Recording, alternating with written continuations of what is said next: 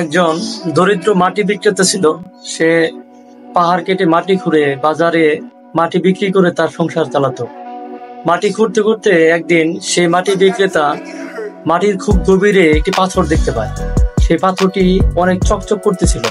তখন মাটি বিক্রেতা পাথরটিকে খুব ভালোভাবে পরিষ্কার করে তার গলায় থাকা মালার সাথে পাথরটিকে বেঁধে নিল এবং সে বাজারে যখন মাটি বিক্রি করতে গেল, সেখানে যাওয়ার পর যে লোক বাজারে মহাজন মাটি কিনে নেয় সে দেখতে পেল মাটি বিক্রেতার গলায় একটি চকচকে পাথর দেখা যাচ্ছে। তখন সে মাটি বিক্রেতার কাছ থেকে মহাজন পাথরটিকে 50 টাকা মূল্য দিয়ে কিনে নিল। কিনে নেওয়ার পর মহাজন সেই পাথরটিকে সুন্দর করে তার দোকানের সামনে ঝুলিয়ে রাখলো। পথিমধ্যে একজন স্বর্ণকার সেই দোকানের সামনে দিয়ে যাচ্ছিল। স্বর্ণকার তখন মহাজনকে জিজ্ঞাসা করলো যে এই পাথরটার মূল্য কত।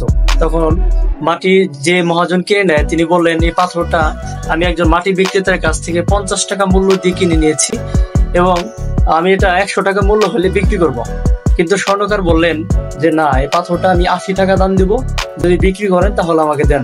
তখন মহাজন বললেন, না, এটা আমি 100 টাকার নিচে বিক্রি করব না। তখন স্বর্ণকার মনে মনে ভাবলেন যে এটা আগামীকাল এসে কিনবো। এ বলে সে চলে গেল। পথিমধ্যে আরো একজন স্বর্ণকার যখন ওই মহাজনের দোকানের সামনে দিয়ে যাচ্ছিল, তিনি দেখতে পেলেন সেই চকচকে পাথরটি। দেখার পরে মহাজনের কাছে সেই স্বর্ণকার জিজ্ঞাসা করলেন যেটার মূল্য কত। তখন মহাজন বললেন, এটা 100 টাকা হলে আমি বিক্রি করবো। তখন স্বর্ণকারটি 100 টাকা মূল্য দিয়ে পাথরটিকে কিনে নিয়ে যায়।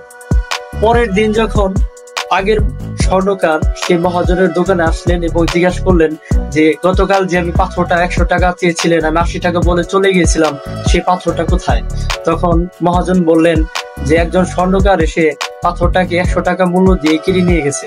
তখন স্বর্ণকার বললেন মহাজনকে যে আপনি তো বোকা, আপনি যে পাথরটা 100 টাকায় বিক্রি করে দিয়েছেন এটা ছিল অমূল্য পাথর, এটা তো আপনার 100 টাকায় বিক্রি করা ঠিক হয়নি।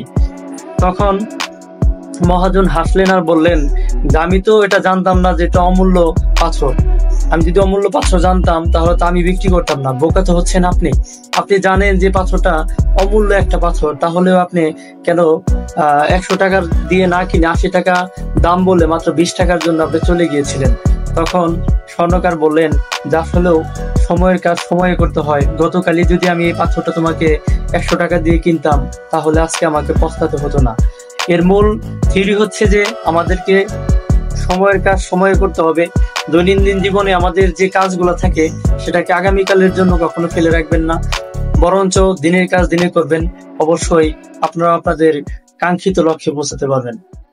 ধন্যবাদ সবাইকে। আসসালামু আলাইকুম।